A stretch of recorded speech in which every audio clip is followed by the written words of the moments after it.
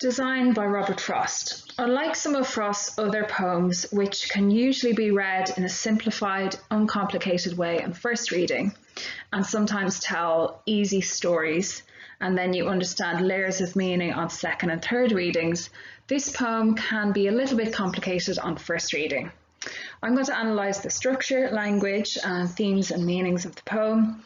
The poem offers lots in the way of philosophical questions and not much in the way of answers, so hopefully you'll be able to form your own opinion by the end of the poem. Firstly, before you watch this video, can I suggest you pause it here, read through the poem a couple of times before you carry on, because it won't really make much sense to you otherwise. Secondly, I would say go through the keywords, make sure you know them. Have the poem in front of you if you can to make some notes and annotate it and label it. And if you have any questions then at the end, you can ask. A good way into a poem at the very start is trying to understand what the story of the poem is. Most literature tells a story, and this poem is no different, especially in the first stanza. I'm not going to read it out, so you've read it before. So the first stanza essentially is about the fact that there is an unusually white spider on a flower that is usually blue, and because it's white on white, it has trapped a moth quite easily because the moth wasn't able to distinguish the spider on the flower. He's caught a moth, he's wrapped it up, and he's holding it up as if he's kind of boasting that he's caught and killed the moth. And that's really what the first stanza is about. The second stanza is where Frost asks questions about why this might have happened. So why was the blue flower white? Why was the usually black or brown spider white as well? Why did they seem to work together to kill the moth? And what force is behind all of this? And that's essentially the story of the poem. Okay, imagery and language. I'm going to focus on the fact that there seems to be an evil force behind all of this. Another word you could use is sinister, or another one is malevolent. So there's some synonyms that you can use. So first of all, the images are denoted by strange or unusual things happening. And he subverts the symbolism of white, so he changes it and manipulates it. White usually represents something peaceful, harmless, neutral. Okay, so first of all, the dimpled spider, fat and white. This is an unusual spider. Spiders aren't usually described as dimpled or fat. You might describe a baby as dimpled and fat. It almost endears us to the spider a little bit. On a white heelal, so a heelal is a flower that has healing properties for people, and this one is white. Again, it should be healing and it should be neutral, denoted by the colour. But unfortunately, it has caught a moth and killed it. So the simile says, like a white piece of rigid satin cloth. So here, it would be good to analyse the rigid satin cloth. Satin reminds us of the inside lining of a coffin. So a smooth, soft material. And rigid it's almost like an oxymoron, because satin doesn't tend to be rigid, but the way the spider has wrapped it up in the kind of silky cloth has made the body really rigid. So here you have a kind of a tension between the fact that the spider has killed it and it's dead, but has also wrapped it very carefully. So there's evil forces here, along with things that shouldn't be evil. They should be taking care of things. So like the heelal and satin. And finally, another simile, like the ingredients of a witch's broth. So the fact that the spider and the heelal seem to have worked together, Frost is comparing it to having witches throw things in a broth, like working over a cauldron, casting a spell. And we'll come back to this again. It kind of gives us the sense of the supernatural. Finally, a flower like a froth, and dead wings carried like a paper kite rather. So dead wings carried like a paper kite. So the spider is holding up the moth, almost boasting to the poet or to the speaker, look what I've caught. A bit like a child might hold a kite out and be delighted that they're able to fly the kite in the sky.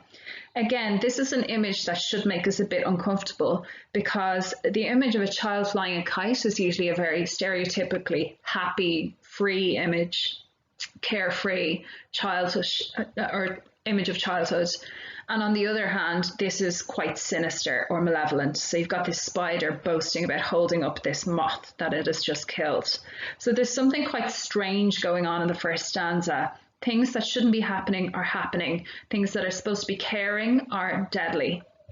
And it's very interesting subversion of the image or the symbolism of white. White in this sense means death, and that has confused the moth. Just to add, I haven't underlined it. Obviously, you can't learn everything in this poem, but a snowdrop spider. So this is another thing to do with childhood or innocence. A snowdrop is a beautiful, delicate little flower that grows in spring. Spring denotes happiness, hope, optimism. The snowdrop is white again, which signifies innocence, peace, neutrality. And then the spider obviously is not that. And then a flower like a froth. So the flower is so delicate, it almost is like a froth, and a froth can obviously be blown away and is gone in a second. So these are not normally very vicious, violent things in nature that you would associate. Again, adding to the tension and the discomfort in the first stanza.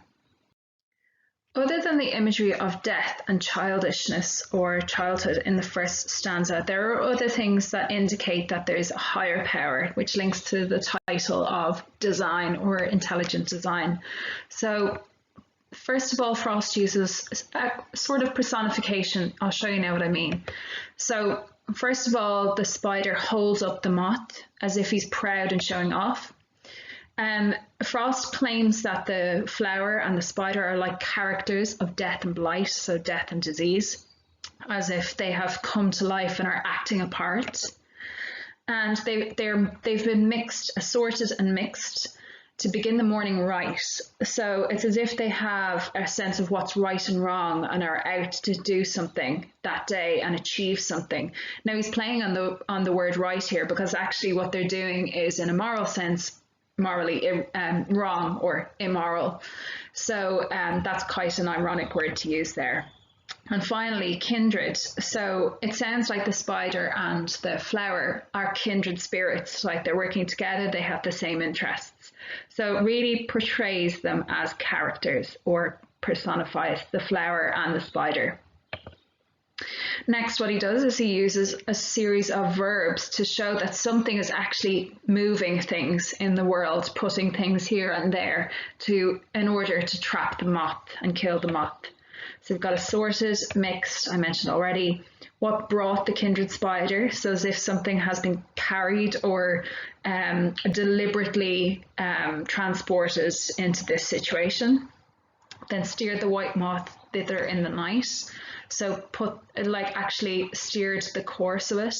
And finally, what but design of darkness to appall. So to appall maybe Frost or the speaker or anyone that sees this, but also he's playing on the words, which has a double meaning, and means to make pale. So it's as if some intelligent design has actually turned the spider white and turned the flower white. And finally, if design govern anything so small. So he questions here whether something is in charge and actually ruling over all of nature. Finally, there's the association with the supernatural, as denoted by the witch's broth. So he's now not saying it's a higher power that is good or benevolent, but actually like witches who have evil powers and are mixing something in a cauldron to create an evil spell. There's just a few other things I want to mention before the end of the poem. So it's important to know who's speaking in the poem. It mightn't necessarily be Frost. You can say Frost or you can say the speaker, I think, in this poem. Either is fine. He starts the first stanza with "I found," but actually doesn't really mention himself as looking at this in the rest of that stanza. So he just sets the scene. So it's as if he's come across this spider in the morning and is appalled at the scene in front of him. So the first, you might have noticed already that this is a sonnet. It's actually called a Petrarchan sonnet because it's 8 lines with a certain rhyme scheme, A, B, B, A, A, B, B, A. And then the second stanza is 6 lines called a sestet. And he does manipulate the rhyme scheme a little bit in this sestet, rather.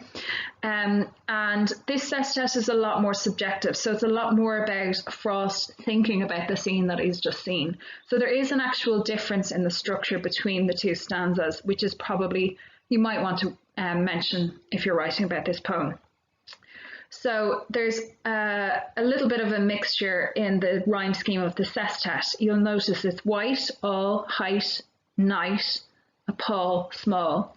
It should actually be white, all, height, and then the 4th line of the sestet should really end in something that rhymes with all or appall. He's decided to rhyme it with night and then appall and small. So he's stuck to the Petrarchan sonnet, all but 1 line. Now, I don't think that line is particularly important to make it stand out, but what I do think is interesting is that he has taken a very rigid form, the Petrarchan sonnet, and in 1 line he's manipulated it. Perhaps he's using the structure to say something about how there's intelligent design and that intelligent design can interfere with the natural course of things.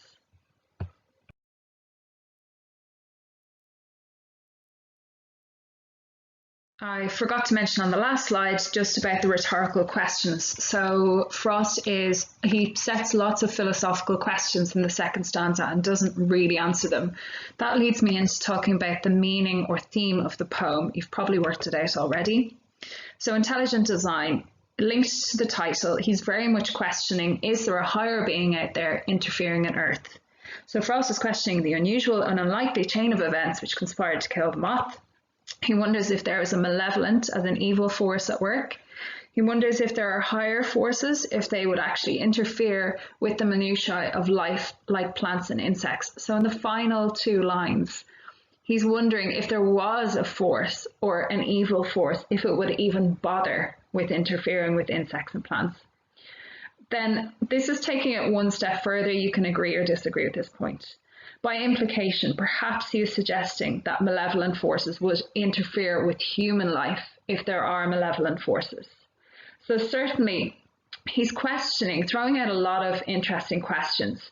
I think he's veering on the side of believing that there are evil forces out there. So if there is a God, there is a devil, in other words. I don't think he's necessarily talking about religion or God, but I think he believes that there is some sort of creative force out there and it's worth considering. And that is really the analysis of the poem. Hopefully you will come to your own conclusions about what it means.